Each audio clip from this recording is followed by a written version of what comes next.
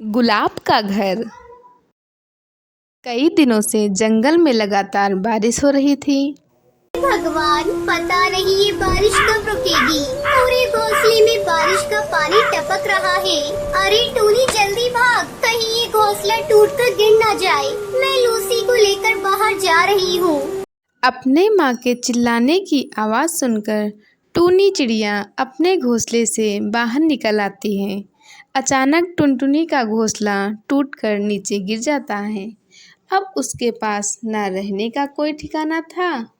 टुनटुनी चिड़िया अपनी बेटियों को लेकर बारिश में इधर उधर भटकने लगती है। ये कैसी आफत आ गई मेरे ऊपर। इतनी तेज बारिश में मैं अपनी बच्चियों को लेकर कब तक भटकती रहूंगी। कहीं कोई सर छुपाने की जगह मिल जाती तो अच्छा होता। काश तेरे पापा जिंदा होते तो आज हमारा पक्का घर होता। इस तरह हमें दर बदर की ठोकरें नहीं खानी पड़ती। तभी टूनी चिड़िया को दूर एक पेड़ के नीचे बहुत बड़ा गुलाब का फूल दिखाई देता है। हाँ देखो, उस पेड़ के नीचे एक बहुत बड़ा गुलाब पड़ा हुआ है। चलो चलकर उस गुलाब में छुप जाते हैं। टुनटुनी चिड़िया अपनी बेटियों के साथ उस पेड़ की तरफ जाती है। अरे, ये तो गुलाब का फूल लग रहा है।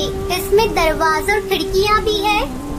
टुनटुनी चिड़िया जल्दी जल्दी अपनी बेटियों को लेकर उस गुलाब के फूल में चली जाती है। अरे टूनी, ऐसा लग रहा है जैसे इस घर में पहले से कोई रह रहा हो।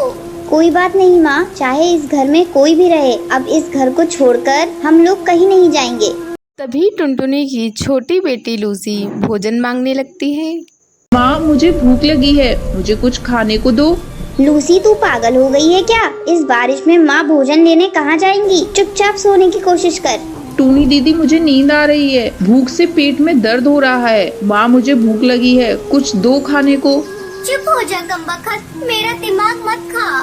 वैसे भी इस बारिश में जान बचाना मुश्किल हो रहा है और तुझे खाने की पड़ी है। टूनी, इसे थोड़ा पानी पिला दे और फिर तुम दोनों बहनें सो जाओ।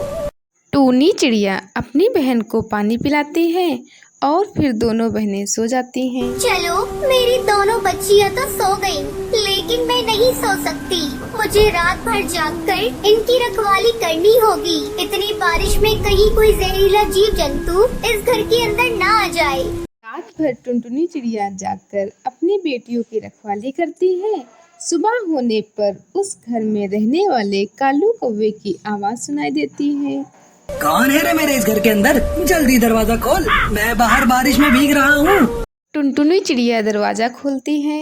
ए चिड़िया, ये मेरा घर है, निकल मेरे घर से। नहीं निकलूंगी, जाओ जो करना ही कर लो। जब मैं इस घर में आई तो ये घर खाली पड़ा था।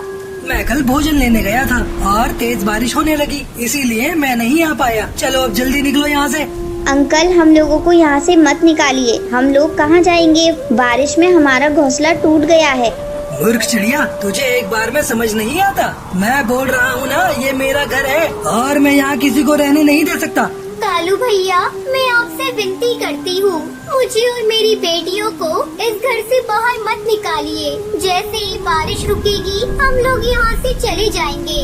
थोड़ी देर बाद बारिश रुक जाती है और टुनटुनी चिड़िया अपनी बेटियों को लेकर जाने लगती है।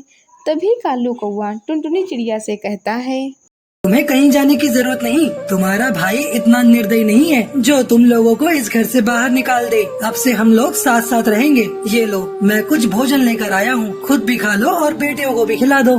कालू कौवा टुनटुनी चिड़िया को अपनी बहन बना लेता है और फिर सभी उस गुलाब के घर में खुशी खुशी रहने लगते हैं।